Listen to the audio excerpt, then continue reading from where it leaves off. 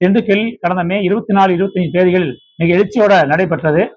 அந்த மாநாட்டில் எடுக்கப்பட்ட அறைகோல் தீர்மானத்தின்படி எங்களோட ஊழியர்களுக்கு காலமர ஊதியம் வழங்கணும், குடும்ப பாதுகாப்போடு கூடிய ஓய்வூதியம் 9,000 வழங்கணும், காலியாக இருக்கக்கூடிய 68,000 காலி பணியிடங்களையும் காலமர ஊதியத்துல அந்த பணியிடங்களை நிரப்பணும் அப்படிங்கிறது எங்களோட கோரிக்கை.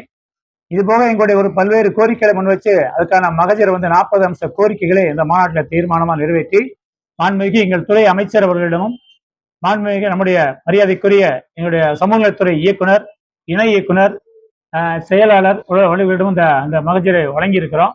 அதன் அடிப்படையில மாநில மாநாட்டில் இருக்கப்பட்ட அறைகோல் தீர்மானத்தின்படியும் இந்த மாநில செயற்குழு இந்த மாநில மையத்தில் கூட்டப்பட்டிருக்குது. 38 மாவட்டங்களிலிருந்தும் மாவட்ட நிர்வாகிகள் இங்க வருகை தந்திருக்காங்க.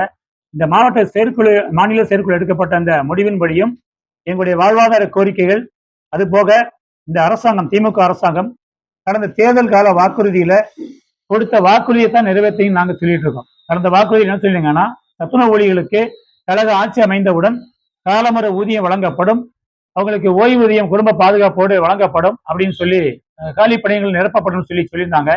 இந்த வாக்குறுதி இதுவரைக்கும் நிறைவேற்றல.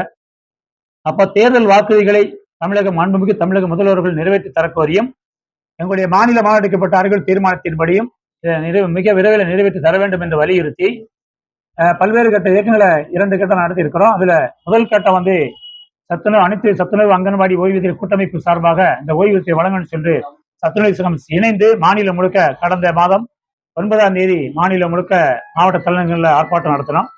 இப்ப வருகிற 10ஆம் தேதி அகில இந்திய 9ஆம் தேதி அகில இந்திய வேலை நிறுத்த அனைத்து தொழிற்சங்களும் இணைந்து சம வேலைக்கு சம ஊதியம், காலி பணியிடங்களை நிரப்பது, அடுத்து அவுட் சோர்சிங் முறையை தொகுப்புதிய மதிப்புதிய முறையை ரத்து செய்து காலமர ஊதியத்தை அமல்படுத்த வேண்டும் அப்படின்னு வலியுறுத்தி அகில இந்திய அளவில் அந்த வேலை நிறுத்தம் நடக்கிறது. அதிலும் சத்துணவு ஊழியர்கள் திரளாக அனைவரும் கலந்து கொள்வதாக இருக்கும்.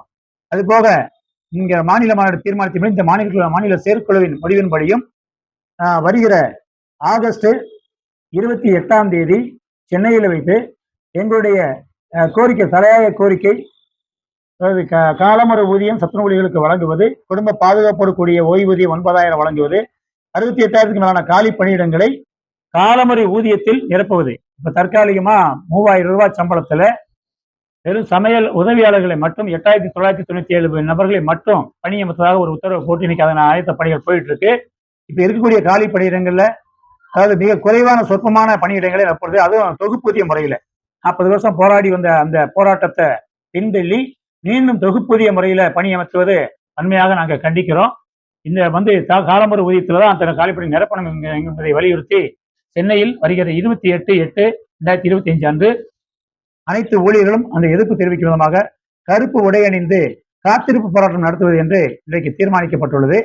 அதிலேயும் பேச்சுவார்த்தை மூலமாக இந்த நிர்வாகிகளை அழைத்து பேச்சுவார்த்தை நடத்தி தேர்தல் வாக்குறுதிகளையும் எங்களுடைய வாழ்வாதார கோரிக்கைகள் நிறைவேற்றி தர இந்த அரசு தவறும் பட்சத்தில் எதிர்கால போராட்ட நடவடிக்கைகள் தீவிரமாகும் என்பதை இந்த மாநில மையத்தின் சார்பாக, மாநில செயற்குழு சார்பாக தெரிவித்துக் கொள்கிறோம்.